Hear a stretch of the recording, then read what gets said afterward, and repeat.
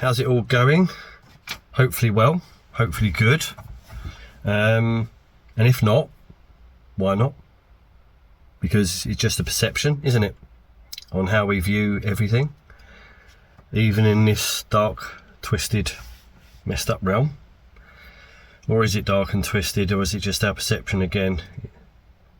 You know? Don't know. Never claim to know anything.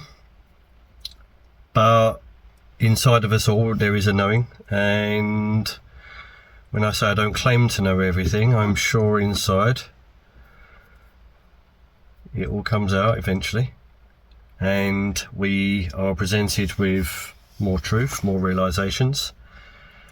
So perhaps when I say, oh, I don't know the truth, I don't know anything, but we really do.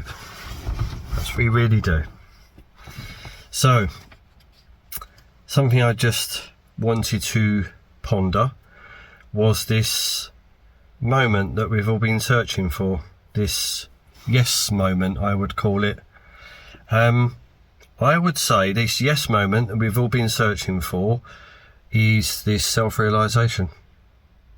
That you're it, you're God, you're Brahma, you're it all, your spirit itself, your life itself. I think that's the yes moment we've all been searching for, and I have had these yes moments in fleeting glimpses.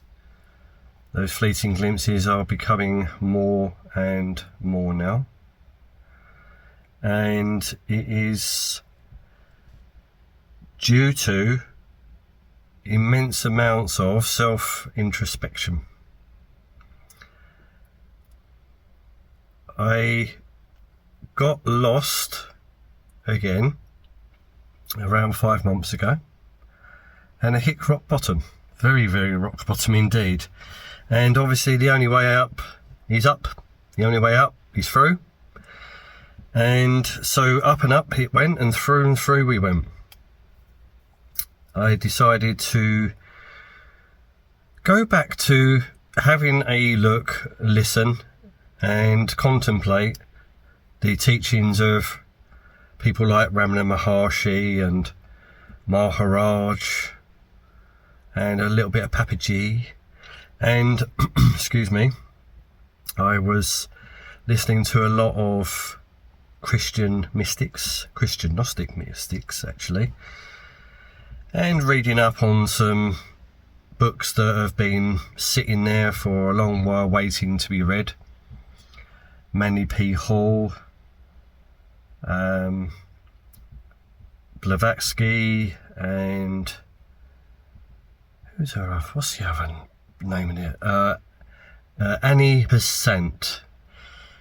So they was providing pointers, and I took this on board and decided to go inwards once again, very deeply and for long periods of time.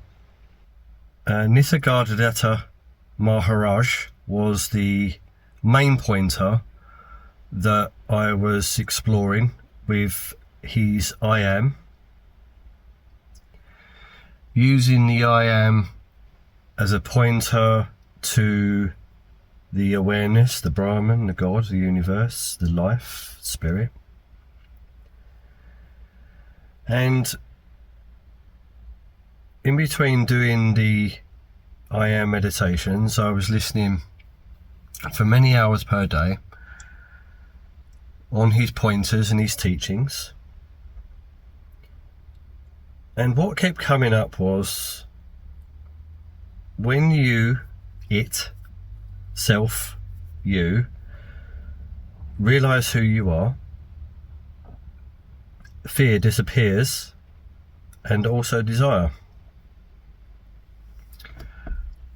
I was really up on the fear disappearing, because fear has been a prominent shadow following me around for most of my life. It became very in my face the first time I actually done LSD. There was this sense of, oh my word, what is that? I would have the usual fears and the usual stuff we have growing up, but I was 15 when I first done the LSD trip, and the experience was profound and connected, and I felt the oneness of life itself, not in the way the New Age presents it though, and it's very hard to put into words, but it will come across in that New Age context though, that we are all one. But maybe the New Age context is pushing it to more like a hive mind Borg machine type of thing, where it wasn't like that at all. It was just like this complete connectedness of life. But as the night wore on, this sense of fear, but I didn't know what it was then. It was just this sensation. It was just this pit in the stomach feeling, and then the pit in the stomach feeling, the more I was concentrating on it, was bringing up memories, and then I was watching future scenarios and things, and the sensation was getting worse and worse. And through my whole journey on this earth, in this realm, fear became the dominating factor of all of my life. I would say it ruined my life, but at the same time that's not true. The context of it saying it ruined my life was in a lot of areas, in relationships, working, and health, and really holding me back from connecting with what we'll call spirit, life, God. It has shown to be an ally as well, fear. It has metaphorically got me out of the way of the bus, for sure. It has shown me many, many things that maybe I wouldn't have seen, but I still do hold some of this, it ruined my life. Because even though I would still live, I would still go out and do many, many crazy different things, I have not lived a normal life in the context of how we are brought up and how society sees us to do certain things in certain ways. Although I did do life in ways where I did go out to work, and I did have a relationship, and I had a daughter, and I bought the house and had the business and done all of that routine thing, getting up an alarm, doing the weekend thing, going out drinking down the pub on a Friday night and Saturday night and Sunday night and Monday night, and yeah. But they was probably the most boring of times, and it didn't last too long, maybe a decade or so I played with that game. But even though I decided to live my life a lot differently than how society wanted me to live it, and how society projects it on us, I would live in different things like boats and camper vans and travel around the world, get up to all sorts of different mischievous acts, I would follow different things like the shamanic path, the healing paths.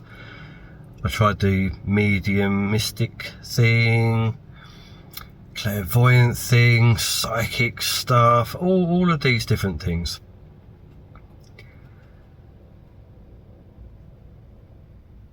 While it was all going on, I was still in fear.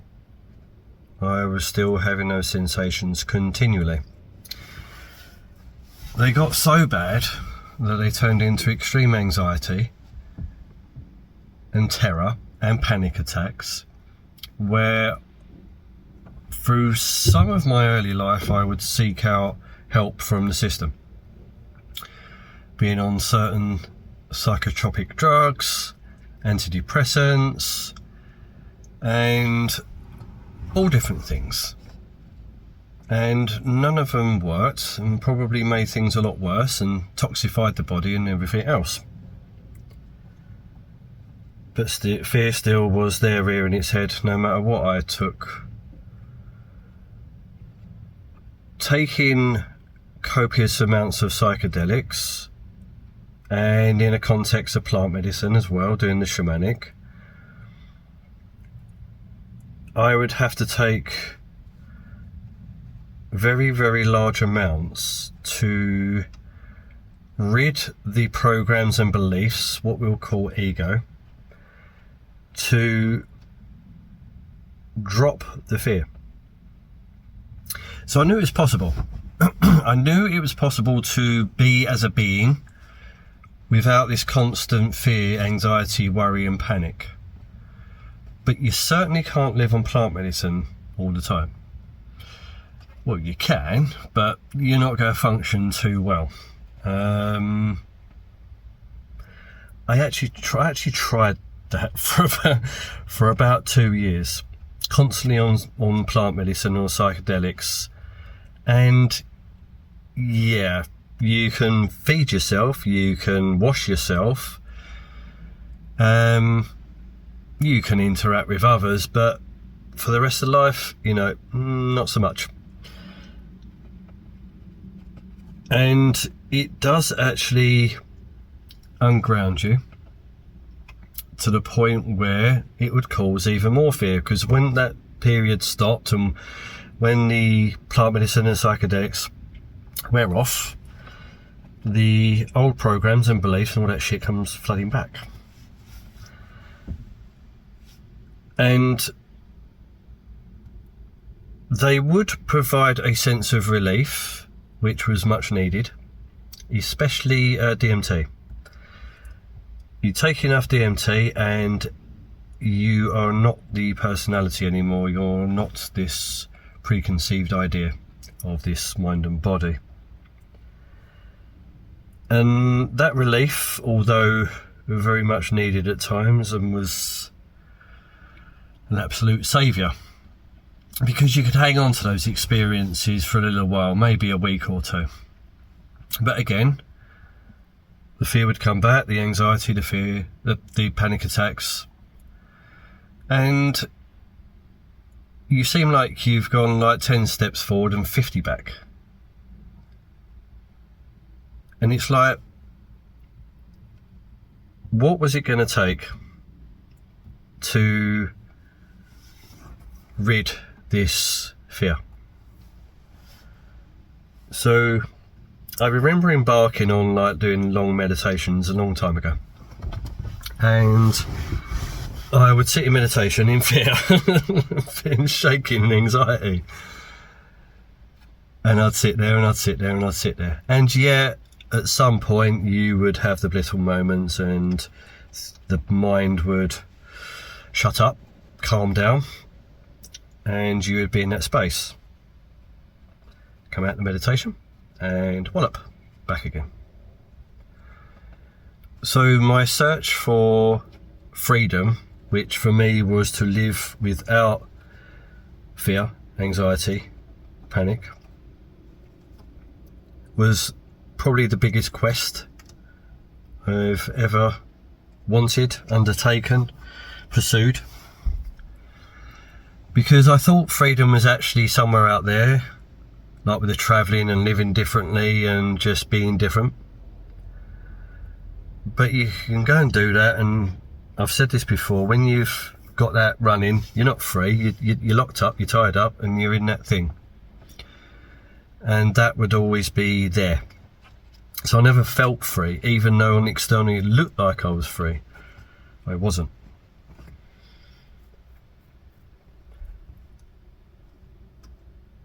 One of the things that was coming to me from the Maharaj teaching was being fearless. Excuse me. Being fearless was able to forgive myself for it all, for everything.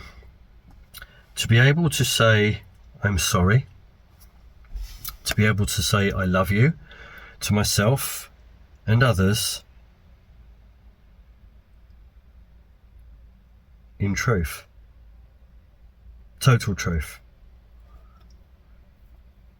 So, I've done a lot of ho'oponopono, which is,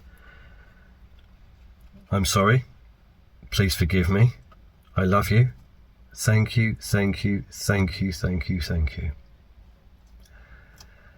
And that really did help an immense amount. Combining it with meditation, combining it with contemplation, combining it with just sitting there in the agony and letting the agony be, letting the whole body be tense, letting the stomach clench up on itself, let the shoulders really tighten, and just watch it for what it is. Watch it for the sensation it actually just is. While repeating I am, when the mind would wander on and off and do its thing, just bring it back to breath, and just I am. I am.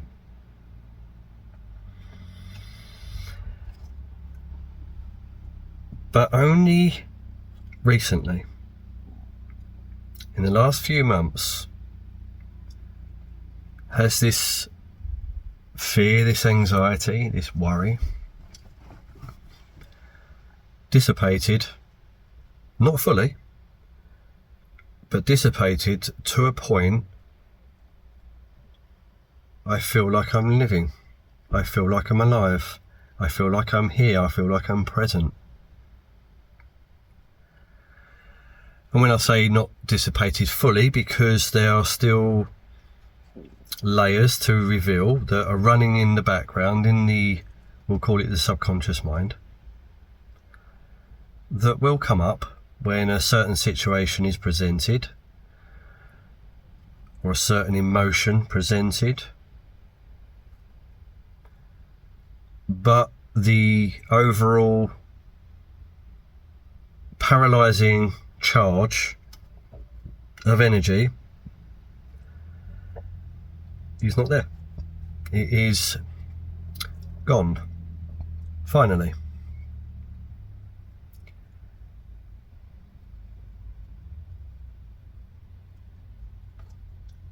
And what's happened on the back of this is there's a reconnection again. The reconnection with Great Mother, which I like to call it, the all-encompassing life.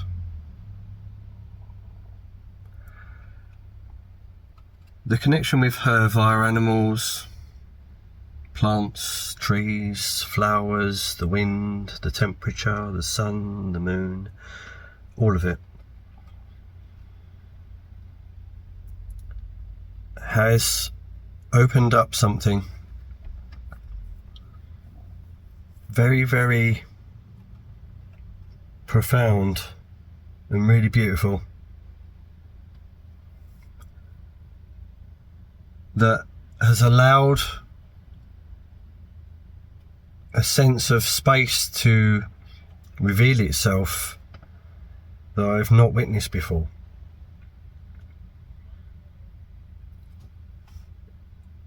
Now, I've excuse me. Now, I've seen through this journey, over my whole lifetime that fear has helped me dissipate and rid the fear. Because if this fear wasn't here in such dramatic ways, in such terrifyingly, paralysingly awful ways,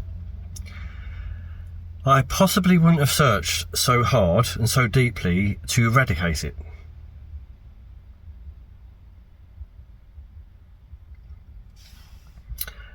So fear has come along to push, to reveal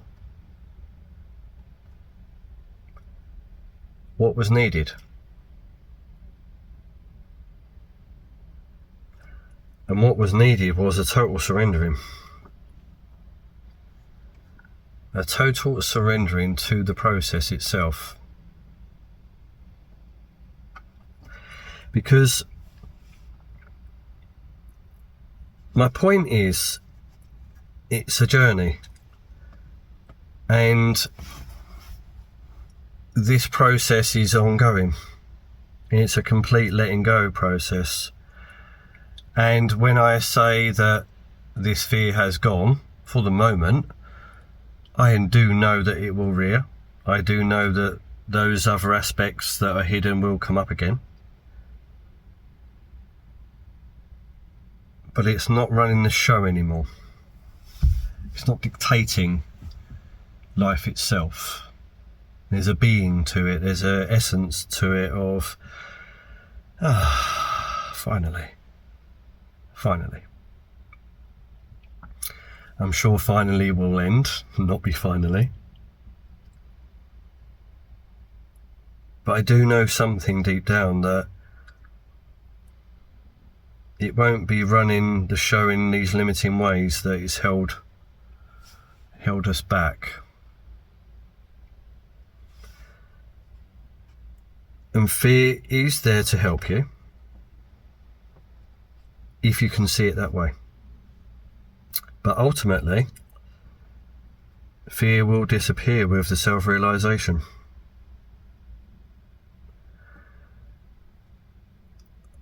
I'm not saying that it won't be in the body ready to do its thing, like get you out the way of the bus.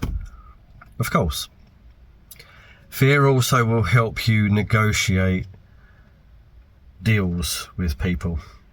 Fear will help you feel out people. You'll get a sensation. You'll go, oh, I feel funny. I might feel a bit, maybe a bit worried about going into this situation. That's your body telling you, you know. And if you can read fear like well, you'll know it's doing you a good favour.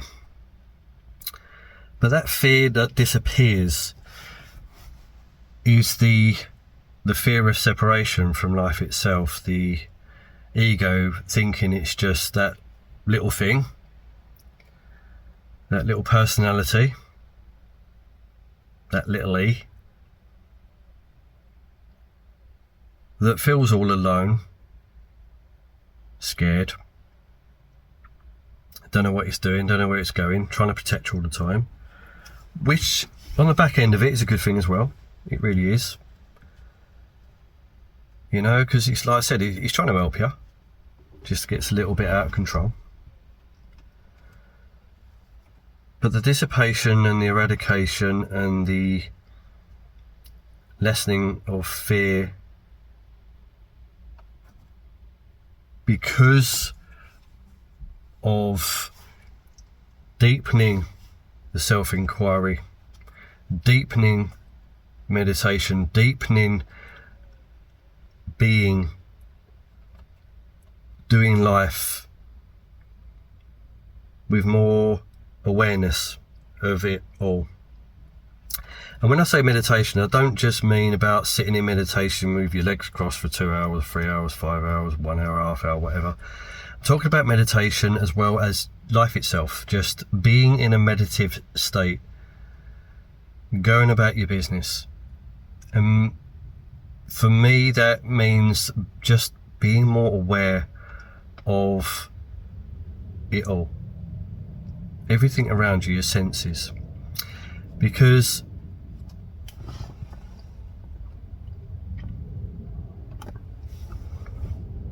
because apparently we have 360 senses. So we're not just, when we're trying to be aware, being aware from these eyes out and feeling and the skin sensations, there's a lot of psychic stuff going on, and we're picking it up from everywhere. And because we don't know what these 360 senses are, we'll probably get confused about what it is we're picking up. But when we become more actively aware, like I call it like pulling yourself together, pulling yourself back, just like bringing your consciousness back to here, like as close as you can, right at your eyes, right in your body, and just feeling it into the body itself, just feeling in. Okay, right. Pull your senses back to your eyes, pull your body, pull it in, feel it here, right, okay. Going about your business like that. Watching. And what happens is, the more you do that, the more you realise that you are with life itself. You are life itself. So when I do talk about meditation and contemplation and all these fancy words, because they're not really me, I'm quite a rough diamond. I come from the street, if you want to call it that, and you know, these just words are words. Best I can do to get across what I'm trying to say, what's in here. The more we do these things with a presence, all of it becomes awe-inspiring again, magical again, loving again, open-hearted again. And my point from doing this video is, there's no quick fix, there's no pill. It's a process, it's a lifelong process. It doesn't happen overnight.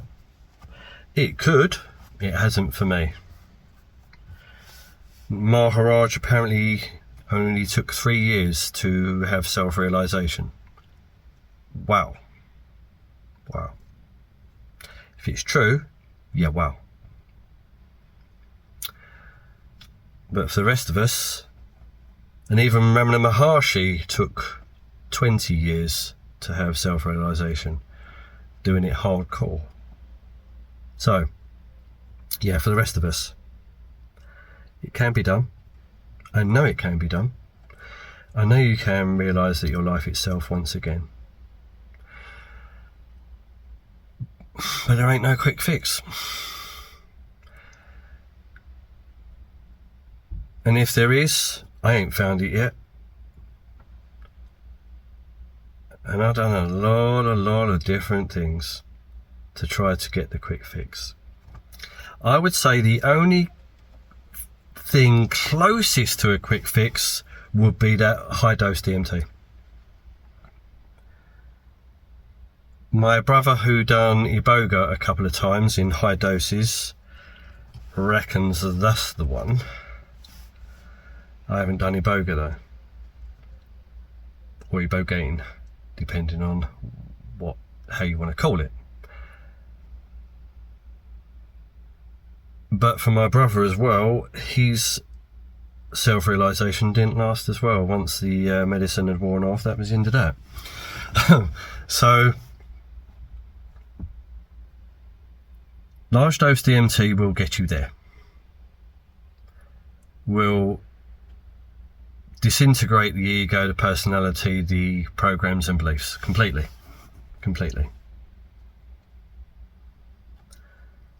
But for long-lasting results, it takes a long time. And you know what? People don't really want to read this shit. They don't. They want the quick fix, because I did, and there is still part of me that still does. You know, that impatient part, that, you know. But it's like this. Anything worth it, anything truly, truly worth it, right, takes a lot of effort and time.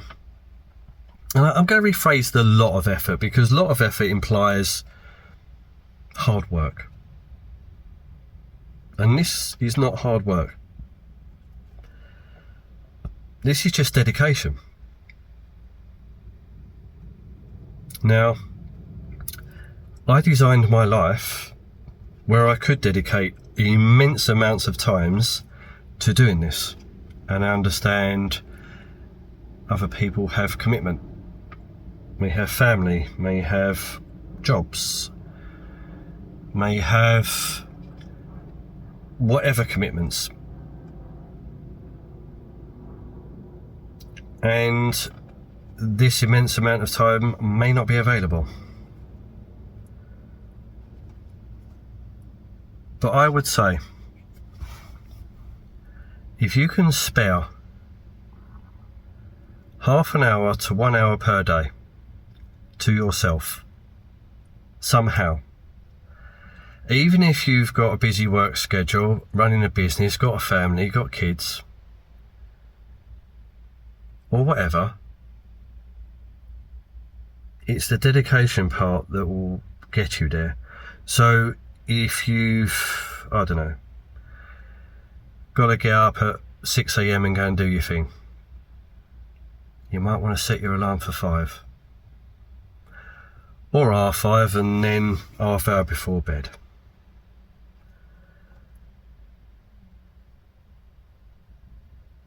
To spend some quality time with yourself, because it's worth it. You're worth it. You're worth it. You really are.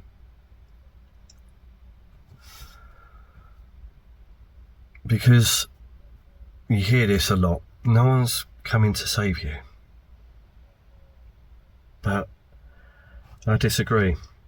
Someone is coming to save you. That'll be you. You're coming to save you. Because that's the only thing I've found. Because I've done the outside searching saviour thing for a long time. I thought Great Mother was going to come and save me. I thought Christ was going to come and save me at one point.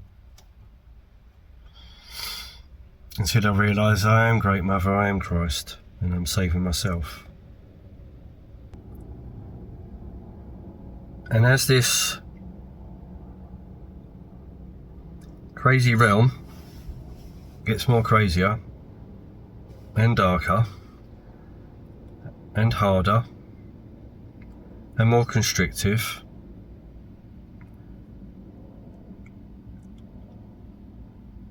the only thing you're going to have at the end of this game is you and your connection to you.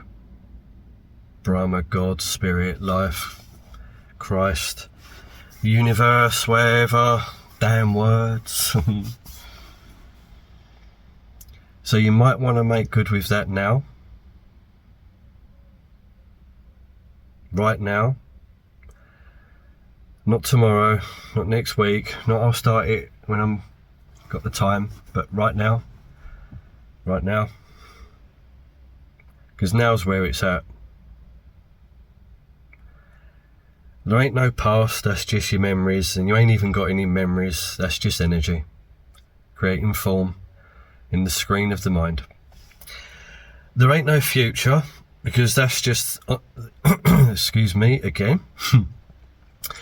There ain't no future, because that's just scenes, energy, on the screen in the mind again. There is only now, now, now, now. And even when you say now, that's gone into an energy of what we call a memory. And you're now having an image and a want to say now, to be in the now. And the best way to be in the now is just to be, just to zip it and breathe.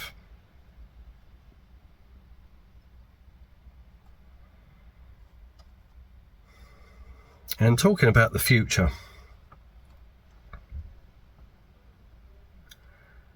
this brings me to desire.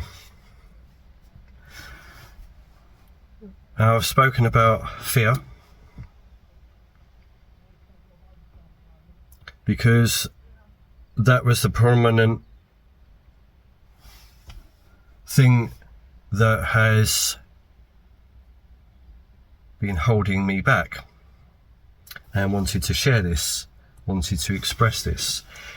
But I also want to express about desire.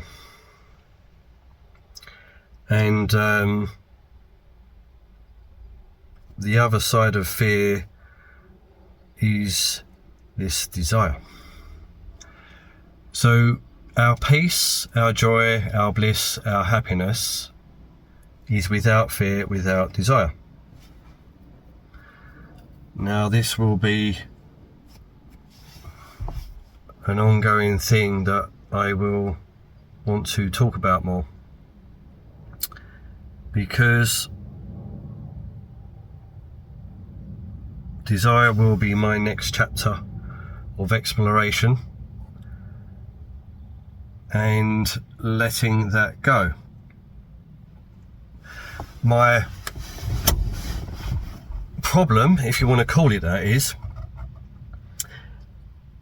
what really is desire, and how is it fundamental to us not being at peace, bliss and joy and happiness? So on a fundamental level, is it not that we desire to breathe, to eat food, to go to the toilet? Do we now have a desire for that? Is it not in itself a desire to not want desire? You read that a lot in the, especially in the Buddhist text, and the conundrum around that, which has evaded a lot of people apparently. But for some reason, something deep and profound is changing in this realm, and there is a quickening, not an urgency in a, oh shit, I've got to get something done, but a quickening, a change that's very immense. And I feel we have a window of opportunity to actually become self-realized, to actually know that we are life itself more than any time in our so-called history, perhaps since the last reset, where we can actually pull this shit off. Now, I don't think I'm talking from my ego. I hope not, but it's always a possibility. Hell, I have to talk through my ego to get this across in English language, right? So let's try not to berate the personality while we're doing this. I do think we have an opportunity to dig deeper into fear and desire. Like I said, I've dug into fear now for the majority of my life. And I'm in my early 50s. And I've been doing this a long, long time. And okay, seem to got a handle on that one. Let's look at desire. So, like, what actually is desire? What is it about desire that is causing us not to have peace, bliss, harmony, joy, happiness? Because if it's something you want, that causes a disturbance in the psyche, right? That wanting. So that's not being. That's not peace. That's not blissful. So you are creating a energy inside of yourself which is disturbing your peace by wanting.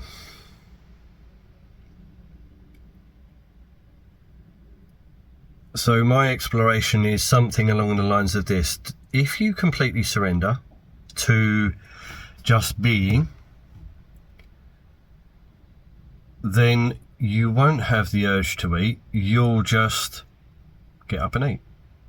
There won't be an actual wanting for it. You won't want to, say, go travelling.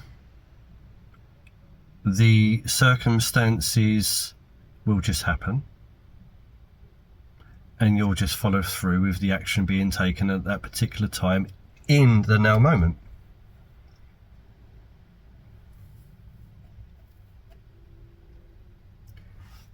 Because, let's use travelling as an example. I wanted and had a desire to travel because I thought it would bring me something. And in a paradoxical kind of way, it did.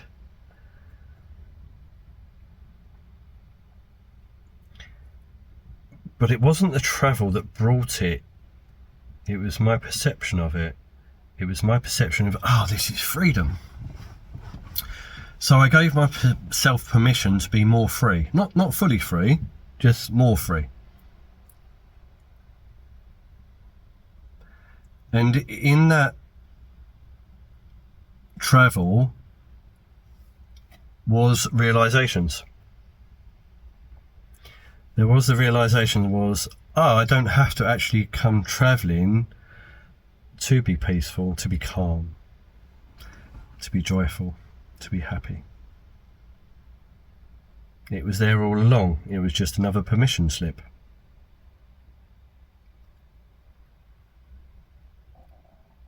And we put these conditions on our happiness, our joy, our bliss, our oneness, our contentment, even just neutrality. It has to be this way or that way.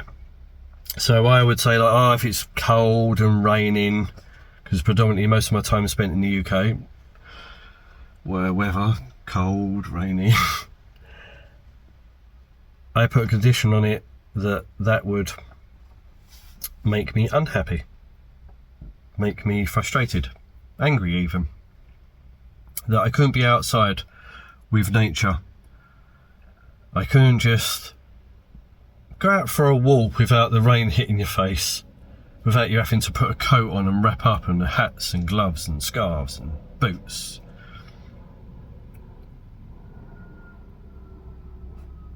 But when I come back from travelling in the beginning of January this year, I had to wear the hats and boots and scarves and gloves. And I still went out. And I still met up with nature. So it was just a condition again that was put on oneself. I'm in a circumstance at the moment living circumstance where I would said it was unfavourable and not where I wanted to be. But over the last few months, I have come to see very clearly that this desire for something else was causing the problem. And I think it's narrowing down our desires to just a complete base level of don't want anything. Nothing. Zip, diddly, squat, shit. Don't want anything. And it was only in that realisation did it begin to present itself to me, this desire thing that I'm contemplating more and more now.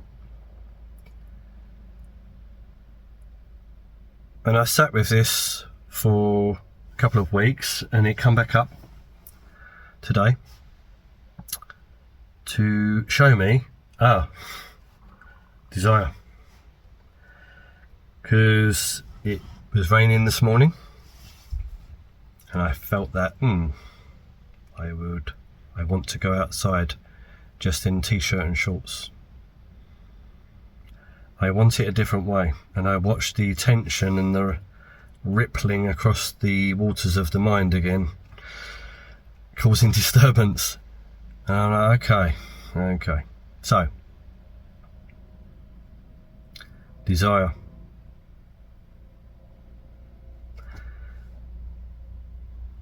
Desire apparently goes with self-realization, along with fear. But along the journey, it seems like you have to lessen this fear and lessen desires to have self-realization. Another paradox in itself. So it seems like it's all intertwined, and the whole journey's the journey, and the going through's the through. Does it solve all of our problems? Probably not. The problems, the challenges, the life itself is still going to throw those at you. I think it was Gangaji that said something along the lines of, she was quite shocked when she had her self-realization that she was still vain, that she would still put on makeup and do her hair.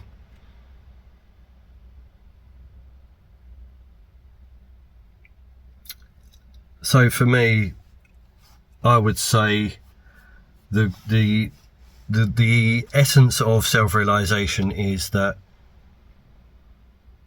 nothing rattles you anymore in that way that fear grips you in the past, and you simplify your life in a way where you don't actually want that much anymore.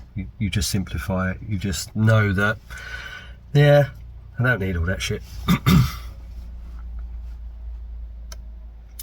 And I'm not saying renounce yourself completely and go and put yourself in a cave and, remove yourself from everything. But you do have more peace with it all. There's definitely more peace to doing this journey in this way where, there's a longing to self-realise, there's a longing to remember who you truly are. And it is a wonderful journey, even through the fucking hell of it all. It is a wonderful journey. Something that's held me in good stead along the way as well is, even when things were really dark and can still be, that I still hold thankfulness, gratefulness, and appreciation.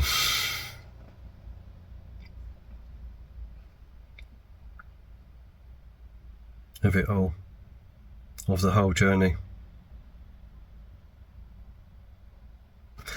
And like I was saying earlier, I do think there is an opportunity at an open window for us to, realise where we take it from there. God knows. Because God does know. While I just subconsciously looked up and I said, God, that's funny. That is that programmed in? We do, don't we? We look up. If that is a program or there's something to that. Because it's all in here, so why would you be looking up?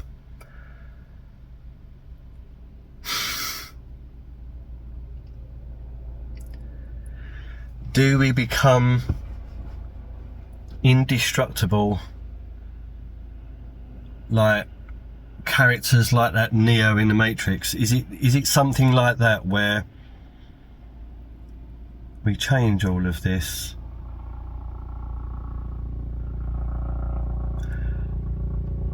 talking about things like the Matrix?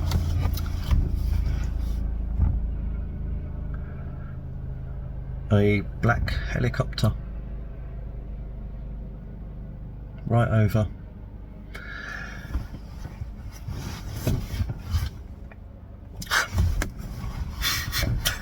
Interesting.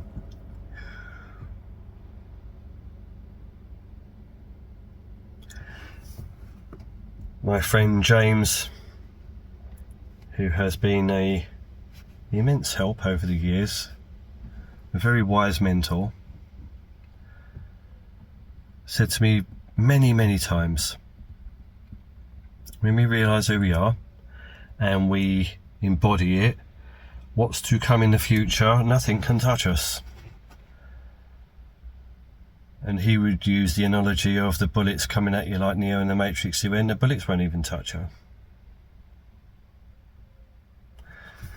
Nothing will be able to touch you. You will be invincible.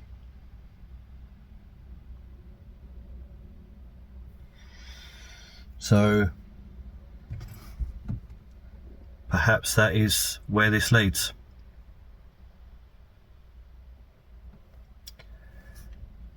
Because the advent of this AI lately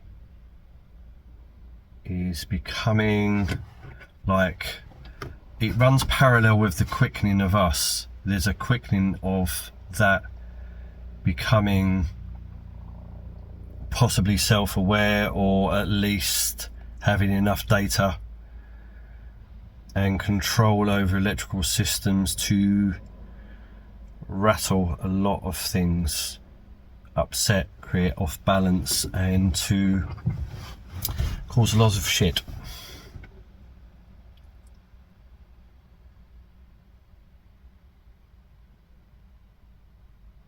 Perhaps this is our time, in and now, where we have this window of opportunity to not just sit there like a guru in bliss of your self-realization, but actually put it to use in a warrior sort of way.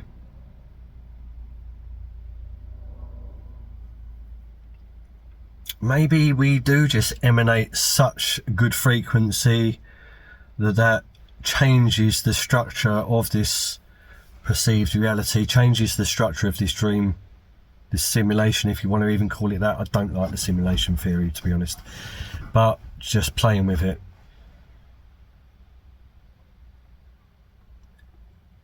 Are we really here to create a ruckus?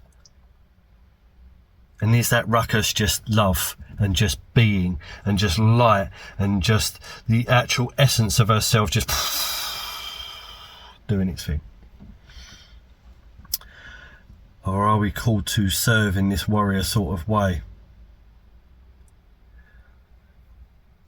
I'm sure it will be revealed, and I'm sure it will be revealed sooner than later. Because time seems to be speeding up exponentially, like really fast. Really fast.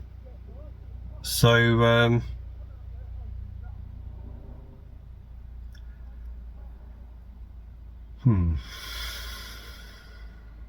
I always say, let's see where this leads.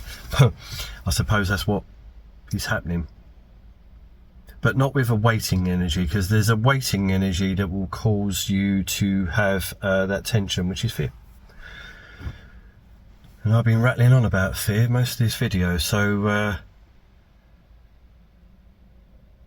yeah. No waiting. Just being. no desire, because it seems like beyond desire will be trust. Trust that you'll know exactly what to do when you'll need to do it, exactly the right time.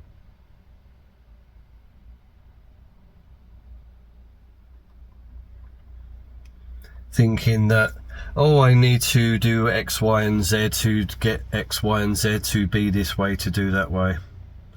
I would say spend that hour a day with yourself. Now, I'm not telling anyone what to do. I don't really do advice like that, but fuck it, let's do some advice. Do the hour a day. If you can spend an hour a day with yourself, the benefits are immense. Fuck it, if you can just do half hour, 15 minutes, something's better than nothing, right? I'm sure you could shut the bathroom door and sit on the toilet for another 15 minutes and just do your thing there. Like, okay, just be.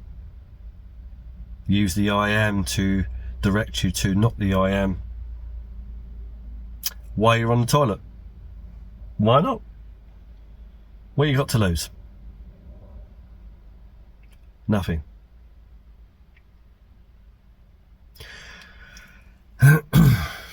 And I think this video come out like this today because I'm seeing a lot of people worried and scared. You know, people get spooked.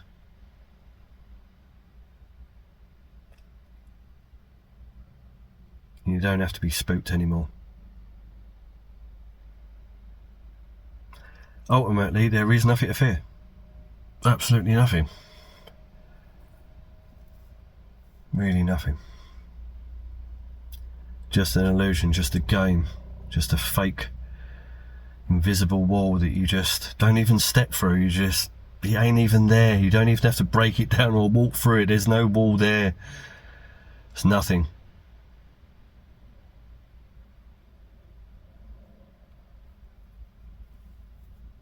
So yeah, I'll say it once more time. Once more time. Is that even a...